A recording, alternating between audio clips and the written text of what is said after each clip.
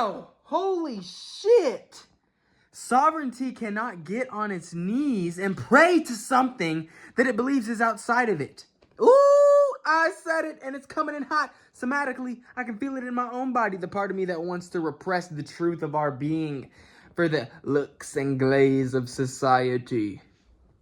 Nope, non-sobriety, out the window, out the door, come back for more, turn back around. The passion that leaves us in the feeling of separation, needing to chase wholeness in desire. Desire is pain. Pain brings us into incarnation. Whee! Coming out the womb like a baby. And as we reach for these things to make us whole again, shame is an inevitable thing to feel as a human. Because to act from a place of separation is to deny the very thing that you are. To feel shame for missing the mark is to root yourself in a concern of a trivial notion of a temporary embodiment. Woo! Dropped the title. And how, make it make sense. How is he contradicting the very nature of being an embodied human while also speaking it to be the title? Because what are you trying to salvage that isn't already eternally now? This moment matters more than anything. What are you trying to attain that isn't already here?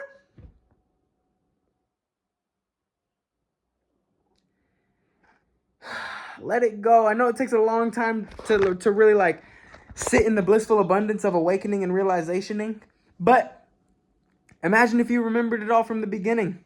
What would the point be? Dip and leave immediately. Grid work complete. I'm already everything. But then as you see and you realize and you begin to be, you take responsibility anyways. Because what's the point of looking at your fellow brother, mother, sister, father, same shit anyways? Because if you reincarnate as the sun, seeing that he is the sun above everything, not in a way of physical prideful exalting, but merely true sovereign script writing, no longer allowing unconscious forces of dormant emotions and misparenting patterns to negate the signature of the soul. Right. So, fuck, as this is stepped into, there's a lot of difficulties of the mind that try to bring it far behind. The battle between the flesh and the spirit. But as we begin to unify the singularity between these things, there is no need to collapse into the shameful pattern that thinks from the place of disgrace to begin with. And you start to call it out. And yes, to the schizophrenic level of separating yourself from this thing that tries to cling onto some sort of identity, a parasitic entity within the human body, aka known as the mind. Because it's you. It's all you. And everything that you want to call out and compulsively criticize, you're fucking abandoning yourself and leaving yourself far behind. All sound is zero code. All sound is code. All sound is God. So listen. You think the noise dies down in hell? Nope. If anything, in your mental description, it probably is the most noisy place on earth. A noise that you can never tame or drown out. So start to listen. Bodhisattva, eternally human. When you realize the expressance of this moment, the unreal, the unborn, the non-being, the non-need to cling and identify through something. Because to reveal non-being is simply to reveal being itself. Sitting in boredom spiritually with the body. Yep. Difficult to do. Stepping into, you see so much things being transfused. This is my erotic passion being spilled onto you.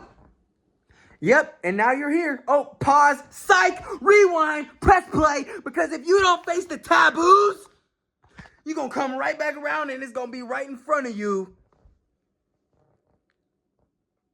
Duh. That's why we just spoke to the fact that it's all under the sun. But that's the mother in earth, right? Same shit. She created the father to then create you. All coming from one source. It's very incestual. But don't flinch, bro. It's love. Creating erotic passion, moving fast. Like I said from the beginning of this shit, creates the very oscillation between identification and source separation. Entity in need to cling. Natural human expression releases these things. That's why I just did such a demonic thing. Oh, you probably think this guy's far lost and far gone. Okay, keep getting tighter and pushed down harder and harder into more submissive meekness by what you call God. Facade.